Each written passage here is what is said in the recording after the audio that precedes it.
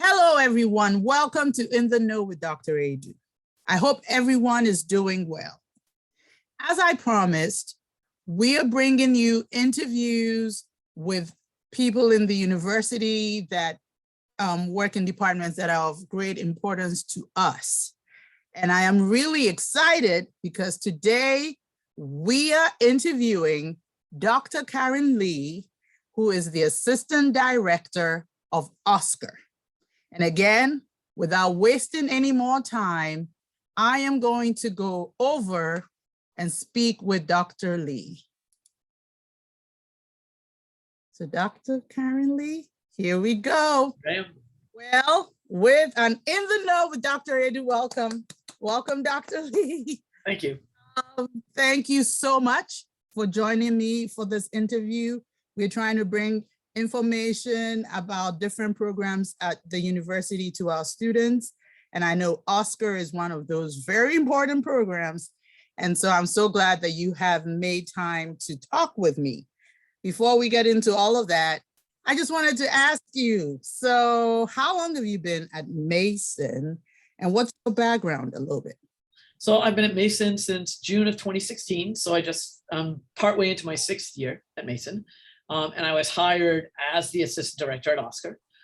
My background is I'm trained as a marine biologist, and I spent the 20 years before I came to Mason as a faculty member at a small undergraduate campus of the University of Pittsburgh in Johnstown, Pennsylvania, which is in the mountains in Western Pennsylvania.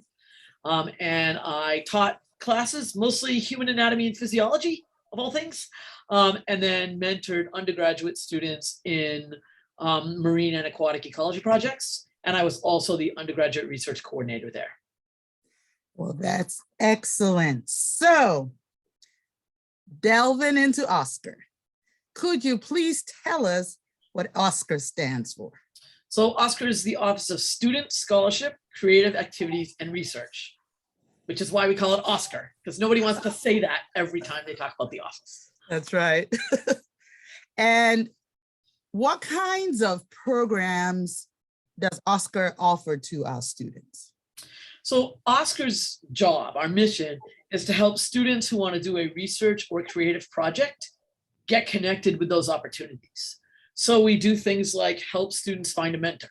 We don't have a mentor matching service, but if a student comes to talk to me, I can help them find some ideas of people to approach, and then talk them through how to approach people and what to do if someone says no and how to deal with that. We have courses that are research intensive. We have several different mechanisms for funding students' research. And we have, we can help students find opportunities. So there are opportunities in OSCAR, but then there are lots of opportunities at Mason and also opportunities outside of Mason, all over the US and even worldwide, where students can do on undergraduate research or creative projects. And we are here to help. Well, that's really great.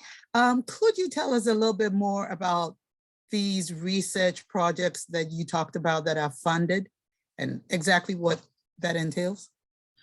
So it depends on the program that you're talking about. And so what I'll first say before I get into programs is that any undergraduate student who is enrolled at any Mason campus, any major, any college, any year, any immigration status, any socioeconomic status, any race, any ethnicity, any sexuality, anything can apply for an OSCAR program. You do not have to be a US citizen. You do not have to be documented, none of that. We have several different funding programs. One of our programs, I'll talk about this one first, does have a restriction.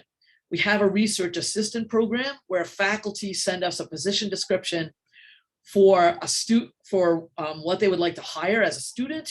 We post that on Handshake and students can apply for these jobs. Those are only open to students who have a financial aid award and a federal work study award as part of it. So that means you have to be a US citizen, I believe, in order to be eligible for that, and you have to be a financial aid student. All of our other programs, that doesn't matter. We have a one-on-one mentored research program where a student finds a mentor, develops a project of some kind. they can put in a proposal. It's called the Undergraduate Research Scholars Program. They can put in a proposal, and if they're funded during the school year, they get $1,000 for supplies or equipment or money to join a professional society or to go to a conference. And in the summer, if they're funded, they can get up to $4,000. That is a fellowship to help defray the expenses of doing research in the summer. So they can spend 10 weeks at Mason doing research, and they could use that $4,000 to pay their rent or buy food or put gas in their car and pay for a parking tag if they needed that, or pay for their bus, the bus ticket or the Metro card or whatever to get to and from the research opportunity. That happens 3 times a year, fall, spring, and summer. Okay. We have the summer team impact projects. And the summer team impact projects are projects that faculty apply for. So a team of faculty looking at a question from different perspectives will apply for a summer team impact project. If their project is funded, in February, we put up a job ad, an ad on Handshake, recruiting undergraduates to work on the projects. And so last summer, I think we funded 6 of these, and anywhere between 6 to 10 students are hired to work on these projects, 10 weeks full-time in the summer.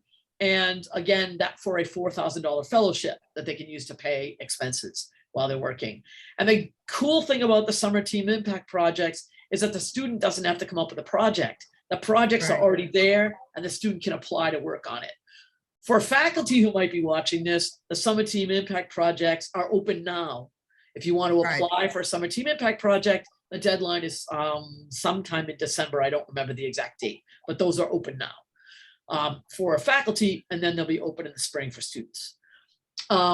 We have Oscar mini grants or Mason Impact mini grants. And so a student who needs a little bit of money to either finish a project or start a project, this can be a team of students, maybe a registered student organization.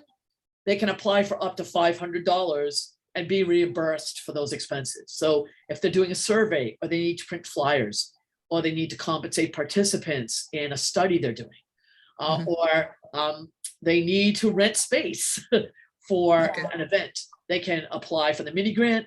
The cool thing about the mini grants is that it's like a 2 to 3 week turnaround. You can apply anytime and you hear within 3 weeks whether you've been funded. And then our last program for students is our student travel fund.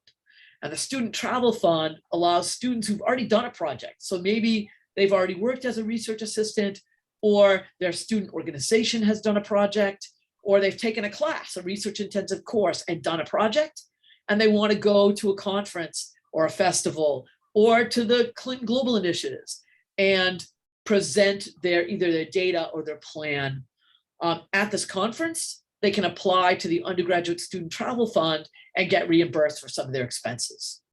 Up to $400 for a local or regional conference.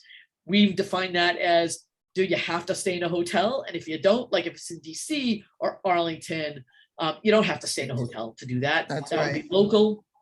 We have a national, up to $600 for a national conference within the United States.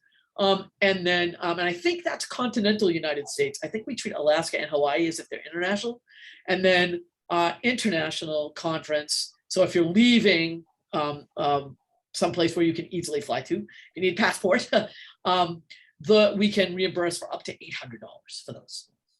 And those are open to groups of students or single students who have done any kind of a project. And we funded students to go to all kinds of festivals, but you have to be presenting your research to use the USTF.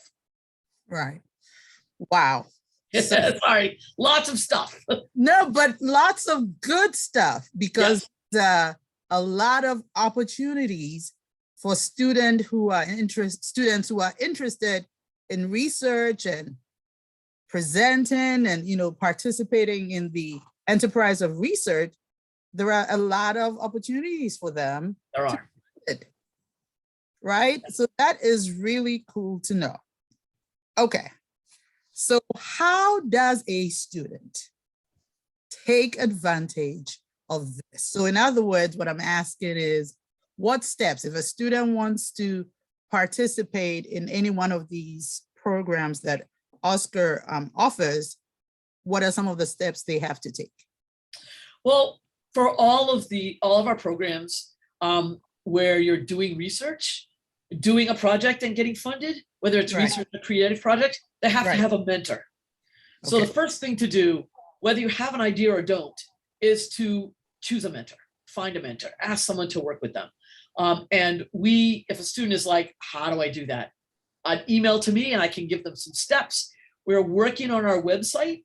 There will soon be a set of bullet points on how to find a mentor.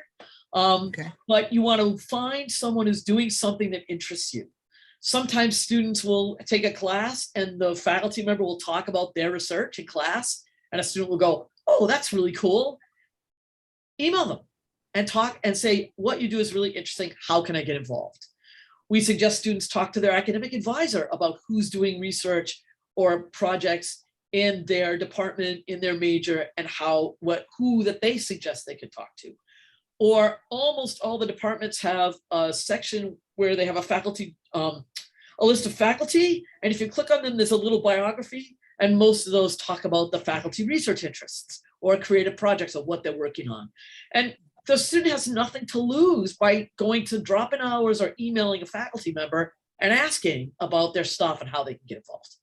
The worst thing they could say is, I'm not doing anything right now, or I don't work with undergraduates, or I don't have any room right now to do this, or I'm on leave. Follow up with, do you have any suggestions for who else I might contact? Right. They can look for students outside of their major. So for some of these things, I don't know very much, I'll admit, about your department, your major, but if a student, you might have a student in your major who's a poet and really would like to do a poetry project, that's okay. They could contact someone in creative writing about working on a poetry project. It does not have to be in their major. So that's step one, is finding a person to work with. If you're applying for the research assistant program, you apply to work for a particular person because that's how it works. Same for summer team projects, the summer team impact projects. You'll know who those faculty members are in the project you apply for. But for the URSP, you have to have a project and a mentor. Once you have a mentor, then you develop a project and talk to them about what would be the best thing to apply for. Do we want to apply for funding? Do we need to?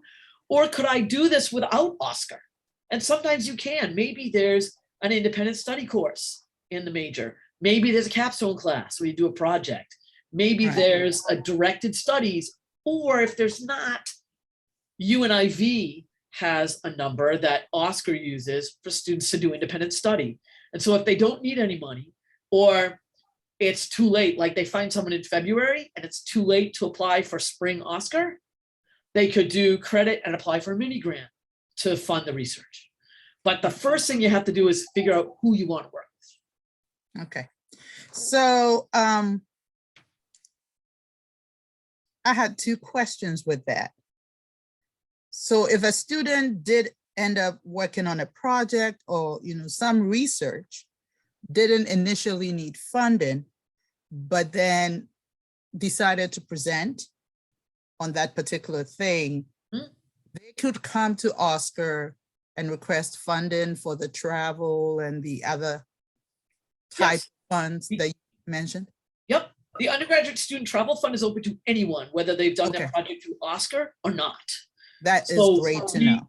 Yeah, everybody, any student, undergraduate student at Mason can apply for USTF. We regularly fund a group of students from film and video studies to go to the Virginia Film Festival. Pretty much it hasn't happened the last couple of years, but prior to that, almost every semester we filmed them, and they do that as their senior project in FAS. They don't do that through Oscar, but the undergraduate student travel fund funds it. We have funded some registered student organizations who have built a model car, or who have, I'm trying to think of one of them, have done a community development project of some kind and want to go and present it somewhere. We have funded those. And so you doesn't have to be an Oscar project that we fund. So for that's really good. Yes. Yeah, that's really for traveling to a conference, any undergraduate can apply for those. For if you discover you need some money, that's where the mini grants come into play. So you start doing a project in January, and in March you're like, oh, we need to put up flyers. I can't afford to pay $100 to Print Hub to print these. You apply for a mini grant. As long as you got a mentor, apply for a mini grant, and in a couple of weeks, you know whether you have the money from us or not. So the very important thing, find a mentor. Find a mentor. Yes. And the good news is it can be in any department. Yes. It doesn't have to be even in the school, but of course we have a lot of faculty in our school that would be work with our students. Of course, but you could imagine, say, that somebody in your department who's really interested in, say, museum studies might find somebody in anthropology or cultural studies that they want to do work with, right? That's right. And from our point of view, that is perfectly fine. They will learn the same things. They'll get the same kind of experience, whether it's in their major or not. Could you explain the difference between research and the creative side? So I know Oscar does. Yeah, that's a little tricky sometimes. It is a little tricky. And when I say undergraduate research, most of the time I'm including scholarly and creative projects, because I just don't want to say that whole thing every time. Right. But with what's considered undergraduate research is, think about answering a question. So you have a question, and maybe it's a question in chemistry. Maybe it's a question in anthropology. Maybe it's a question in global communication. Or in tourism. Maybe you want to understand what attracts people to one amusement park or the other. I'm making this up. I don't honestly know. It's a valid question. It's a valid question. But somebody might wonder why one Six Flags is more popular than the other, even though they're 100 miles apart. You know, why do people like King's Dominion better than Six Flags America? Right? They're not very far apart. And so that's a research question. You're going to collect data somehow, whether it's with surveys or by reading and synthesizing others' ideas, or by, if you're a chemist, actually going out and taking samples or running experiments, or doing interviews, or standing outside of Six Flags with a clipboard and asking people what they like best about this park, right? The creative projects are also in some ways answering a question, but in a different way. And so when we think about a creative project, we're thinking often more about art. So writing a novel, writing a series of short stories, making a film, writing music, writing a play, sculpture, photography. And so I think of what they're doing as answering a question, but often the people doing the work do not think about it that way. They're thinking about, I have not seen this expressed in this way, so I'm going to. We had a student several years ago who was a choreographer, and he wanted to explore emotions in dance in a certain way that he had never seen anybody do before. And so he applied for URSP funding, and we funded it. We had a student who was going through the archives in her hometown. For some reason, I think she was working in the town hall in the summer and found a box of photographs from her town like 80 years ago. And she was like, this is so cool. And she applied to Oscar to take photographs of the same location. Oh, wow. Yeah. And then interview people about the changes. And then she had an art show with the before and the after photographs. And we funded that. And so she wasn't really asking a question. She wasn't really collecting data. She was creating an art project. But as far as valid, that also falls under that same umbrella. That is really. Does that help? Yeah, it helps a lot. I think it would be very helpful to our students to know the difference, right? So you've been doing this for a while. If the question was asked, and it is being asked right now, why should a student take advantage of any of these really amazing Oscar opportunities? So I'll do sort of the, things I'm supposed to say, higher ed things I'm supposed to say, and then talk about it a little more personally. Undergraduate research and creative activities are one of a list of several what we're thinking of as high impact practices: internships, study abroad, musical performance, civic, a well-developed community engagement project, things where you learn about your discipline in ways that you often can't in a traditional classroom setting. Now, you can do some of these things in class, but if your class is more traditional, there's nothing wrong with traditional courses, but you don't get to actually do the things that somebody who's a professional person in tourism or recreation is going to do, right? Right. It's hard to do that. The same as in biology. I became a marine biologist because I like to turn over rocks and see who's underneath. I didn't get to do that in class very often, right? Right. You get to do that though if you go do a research project. Right. Students learn things about their discipline or another discipline and about themselves when they do these kinds of projects. They learn all these in career things. They talk about soft skills, and even the career professionals I talk to, people in career services, like, I hate that we call these soft skills, because what we're talking about are learning to speak and write effectively, teamwork, collaboration, problem solving. These are things, again, you may not learn in a traditional classroom, but even if you're working with a single mentor, you're going to learn how to have a collaborative discussion with your mentor. You're going to learn how to explain to them what you're doing and what's happening, and how to say, this didn't work. And they're going to say, what do you mean it didn't work? And figure out how to explain what the problem is and how to ask the right question to solve the problem. What do we do? Do we do a workaround? Do we climb over it? Do we start over again? And these are all really valuable skills that employers are looking for. So that's the second reason.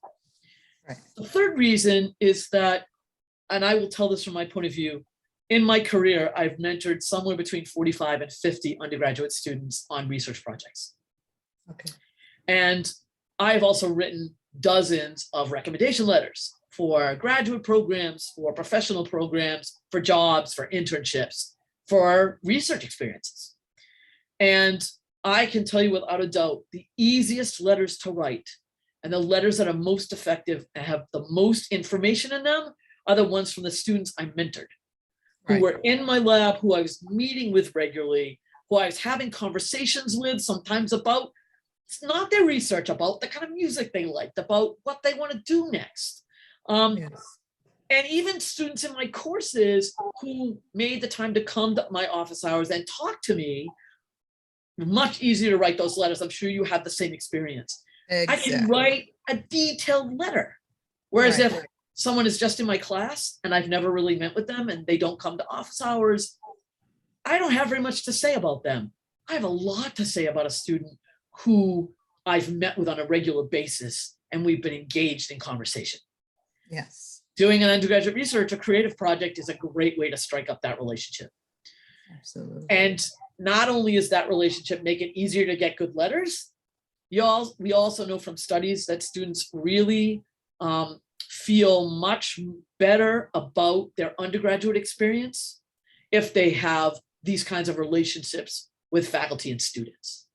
If they feel connected to someone at the place, they feel more connected to the place.